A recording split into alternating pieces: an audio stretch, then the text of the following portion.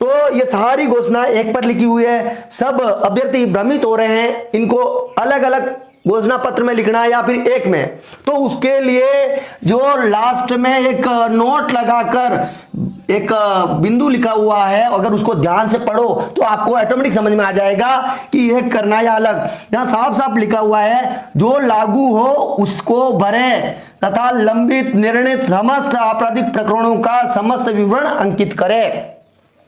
तो इसमें साफ साफ लिखा है कि इन बिंदुओं में जो लागू हो उसको भरना है। इसका मतलब ये हुआ, ये जो सारी सूचना है वो एक पेज पर भरी जाएगी।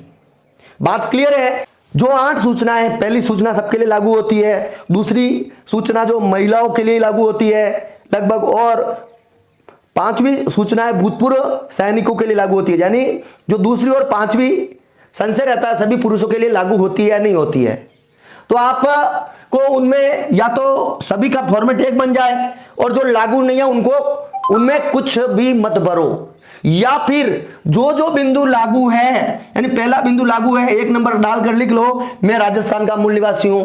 और आपके लिए अगर दूसरा बिंदु लागू है, महिला है, विधवा है, विच्छिन्न है, तो दूसरा बिंदु लिख लो। फिर तीसरा बिंदु लागू है संतान संबंधी, ये सबका लगभग सबके लिए लागू होता है, तो तीसरा बिंदु भी लिख दो। चौथा बिंदु सबके लिए लागू होता है, चौथा बिंदु, यानी जो जो बिंदु आपके लिए लागू हो रहे हैं वो लिख लीजिए।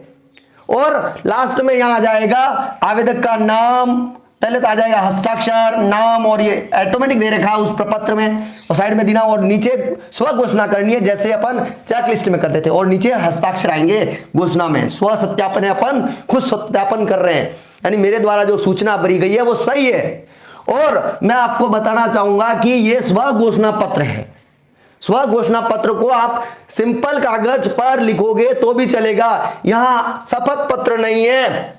यहां शपथ पत्र का अर्थ होता है एफिडेविट, एफिडेविट होता है तो आपको शपथ पत्र पर लिखना पड़ता है, एफिडेविट यानी शपथ पत्र, उसको शपथ पत्र बनवाना पड़ता है, उसको नोटरी भी करवाना पड़ता।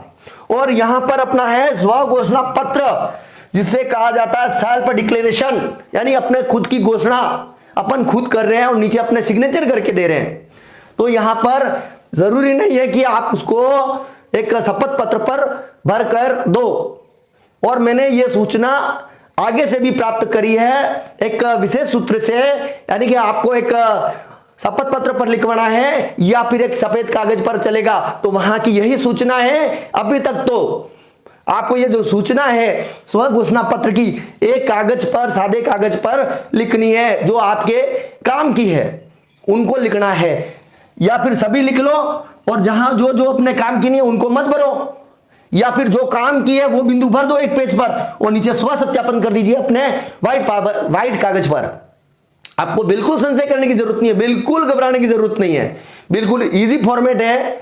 आपको न इधर उधर भटकने की जरूरत है, अभी से आपको भटकने की जरूरत नहीं है। अभी तो फिलहाल आपको डॉक्यूमेंट अपलोड करने हैं, उसके बाद 10 तारीख के बाद जैसे जैसे वेरिफिकेशन आएगा तब आपको ये पेश करना पड़ेगा।